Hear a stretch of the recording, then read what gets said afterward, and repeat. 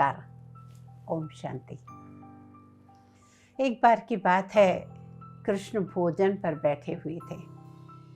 अभी 2 ही कौर खाए थे कि तुरंत उठ खड़े हुए और बहुत तीव्र गति से दरवाजे तक पहुंच गए। और दरवाजे तक पहुंचने के बाद उतनी ही तीव्रता से लौट आए। रुक्मणी को बहुत अचरज हुआ। उन्होंने कहा, भगवान, आप इतनी व्यग्रता से, इतनी तेजी से उठे और फिर आप उदासी से यहाँ आकर बैठ गए, क्या बात है?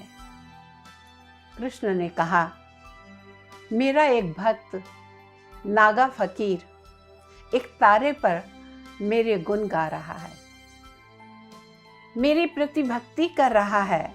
लोग उसे पागल समझ रहे हैं, उसे पत्थर मार रहे हैं, उसके सिर से खून बह रहा है, लेकिन फिर भी वो बिना इस सब के बहुत धुन में मेरे गीत गाए जा रहा है।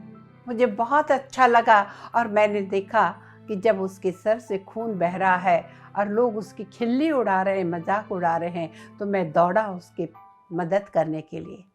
तो रुक्मणी ने पूछा, फिर भगवान आप आ क्यों गए और उदास क्यों हैं? कहा, क्या करूं रुक्मणी, मैं निकला ही था, लेकिन उसी समय उस फकीर ने वो एक तारा फेंक दिया और पत्थर उठा लिया। अगर थोड़ी देर इंतजार करता तो मैं पहुंच ही जाता उसकी मदद के लिए। कहीं हम भी तो ऐसा नहीं कर रहे?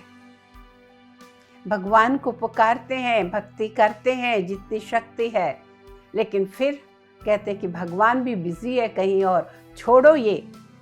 किसी और ने कहा, वो बाबा के पास चलो जाओ, वो फकीर के पास चले जाओ, वहाँ मानता पूरी होती है। और इसी तरह अपने मन को भटकाते रहते हैं। भगवान पर से भरोसा नहीं रखोगे तो वो भगवान कहाँ से करेगा? आप चिट्ठी डालते हो, वैसे ही तो नहीं मिल जाती, 2-4 दिन तो लगते हैं। हर काम में जल्दबाजी नहीं हो, कुछ उस पे भी तो छोड़े। दुनिया उसने बनाई है, चोंच उसने दी है, तो दाना भी वो देगा। लेकिन कई बार हम अधीर हो उठते हैं। कहने का तात्पर्य, आज इंसान के जीवन में भक्ति तो है, लेकिन भक्ति के साथ साथ अपेक्षाएं भी बहुत हैं। भक्ति के साथ साथ हम इंस्टेंट रिजल्ट चाहते हैं। आजकल का ज़माना ही इंस्टेंट हो गया। Instant food, instant coffee, instant tea, हर चीज़ इंस्टेंट। और उसी तरह हम अपनी भावना का भाड़ा भी चाहते हैं कि तुरंत अभी भगवान से कहा और उसी समय होना चाहिए। क्या हम,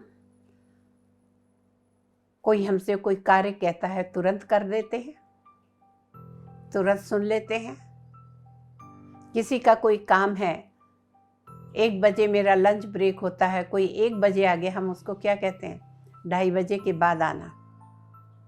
हम ये नहीं सोचते कि पता नहीं वो व्यक्ति कितनी दूर से आया होगा, पता नहीं उसकी क्या मजबूरी होगी, और ये काम मैं 2 मिनट लेट कर भी दूंगा अपने खाने में तो कोई फ़र्क नहीं पड़ता। फिर आप भगवान से कैसे अपेक्षा करते हैं कि आपने कहा और वैसे ही हो?